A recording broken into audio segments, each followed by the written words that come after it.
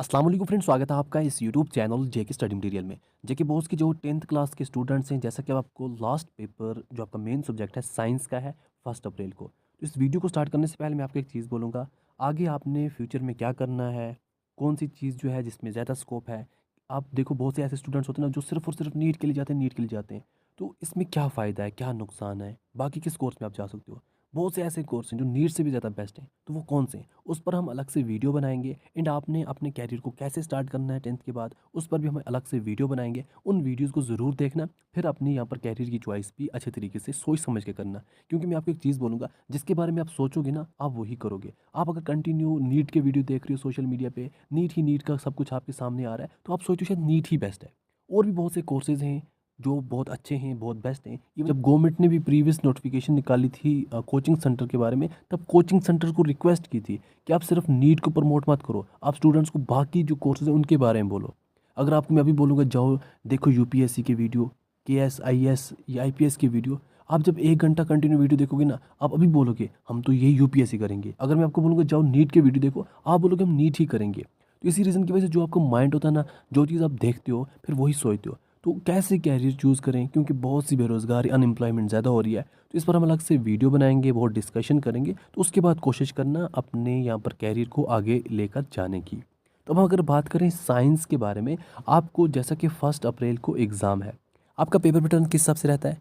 तो आपका पहला सेक्शन क्या रहता है, 18 ऑब्जेक्टिव्स आएंगे। पहले जो आपके होंगे 18 एमसीक्यूज़, हर कोई आपको 1 मार्क्स का को टोटल 18 मार्क्स बनेंगे। सेक्शन बी 2 मार्क्स वाले 10 क्वेश्चन आएंगे जो आपको 20 मार्क्स बनेंगे। एंड सेक्शन सी 3 मार्क्स वाले आपको 9 क्वेश्चन आएंगे जो बनेंगे आपको 27 मार्क्स। सेक्शन डी 5 मार्क्स वाले सिर्फ 3 क्वेश्चन होंगे, टोटल बनेंगे 15 मार्क्स। अगर आप यहाँ पर देखेंगे आउट ऑफ 80 आपको ज़्यादातर जो क्वेश्चन हैं वो बिल्कुल शार्ट वाले हैं, 3 मार्क्स वाले, 2 मार्क्स वाले और यहाँ पर 1 मार्क्स वाले।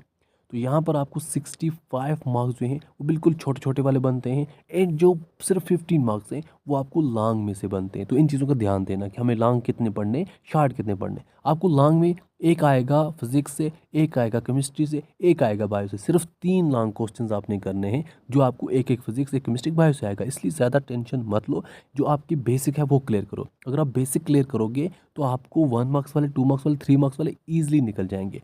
जिन स्टूडेंट्स ने ऑलरेडी प्रिपेयर किया है अपने रिवाइज पर फोकस करो। आप इंपॉर्टेंट क्वेश्चन मत ही ढूंढो, अच्छी बात है। सिर्फ और सिर्फ रिवाइज करने की कोशिश करो जो भी आपने प्रिपेयर किया है।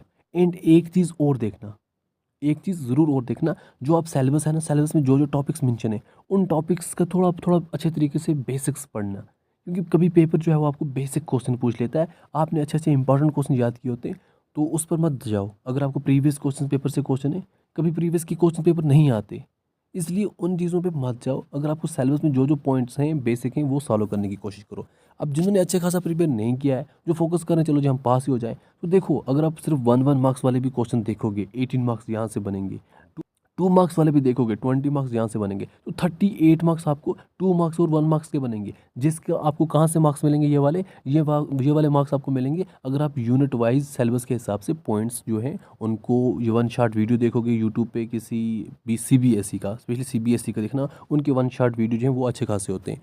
तो बाकी चीज़ें भी समझ सकते हो। अगर आपको इंपॉर्टेंट क्वेश्चन चाहिए, आपने क्या करना है, ये देखो इंपॉर्टेंट क्वेश्चन यहाँ पर जो हमने दिए हैं, ये देखो इंपॉर्टेंट क्वेश्चन का मतलब ये नहीं है कि हमें पहले ही पता है पेपर ये आएगा। इंपॉर्टेंट क्वेश्चन का मतलब होता है यहाँ पर चांसेस हैं, ये वाले क्वेश्चन जो हैं वो आपको आ सकते हैं। तो यहाँ पर बहुत से क्वेश्चन हैं, तो आप यहाँ पर आप पूरे तो 80 के 80 मार्क्स सॉल्व नहीं कर सकते। आप देखो जैसे ह्यूमन आई से चलो 9 क्वेश्चन है, ये वाले हम 9 थोड़ा बहुत कवर करें। फिर हम देखें हमें जहाँ जहाँ कम कम क्वेश्चन हैं वो वाले क्वेश्चन हम क्या करें, प्रिपेयर करें, उनको हम देखें जहाँ जहाँ कम है। अगर हम कम कम वाले क्वेश्चन भी प्रिपेयर करेंगे तो अगर हमें यहाँ पर कम कम क्वेश्चंस के प्रिपेयर करके भी 40 to 50 मार्क्स बनते हैं तो हम ज़रूर पास हो जाएंगे। कोशिश करो 40 to 50 मार्क्स ऑप्ट करने की। जिन्होंने अभी तक कुछ प्रिपेयर नहीं किया ये उनके लिए, जिन्होंने प्रिपेयर किया है वो भी एक बार इन इंपॉर्टेंट क्वेश्चंस को देखें, साथ में जो उन्होंने खुद का प्रिपेयर किया है उनको भी रिवाइज करें। एक और बात उनके लिए, जो भी आपका सिलेबस है उसमें पॉइंट वाइज थोड़ा पढ़ना स्टार्ट करो। जैसा कि आपको लाइफ प्रोसेस है, न्यूट्रिशन के बारे में है यहाँ पर, तो आपको सिर्फ इनके क्वेश्चंस, सिर्फ टेक्सचुअल क्वेश्चंस की ज़रूरत नहीं है, आपको थोड़ा बहुत पता होना चाहिए ऑटोट्रॉपिक न्यूट्रिशन होता क्या है, हेटेरोट्रॉपिक न्यूट्रिशन क्या होता है। सिलेबस के हिसाब से थोड़ा थोड़ा आप अच्छे तरीके से देख सकते हो ऑटोट्रॉपिक और हेटेरोट्रॉपिक में डिफरेंस क्या है, ये आपको बेसिक पता होने चाहिए। ट्रांसपोर्टेशन इन प्लांट्स कैसे होता है, क्या कुछ होता है, इनका आपको बेसिक जो है वो सब पता होना चाहिए ताकि आप सिलेबस को देखो और सभी पॉइंट्स जो हैं वो अच्छे तरीके से समझ सको। जब आपको ये क्लियर होगा, आपके 1 मार्क्स वाले, 2 मार्क्स वाले, 3 मार्क्स वाले क्वेश्चंस ईजिली सॉल्व हो जाएंगे।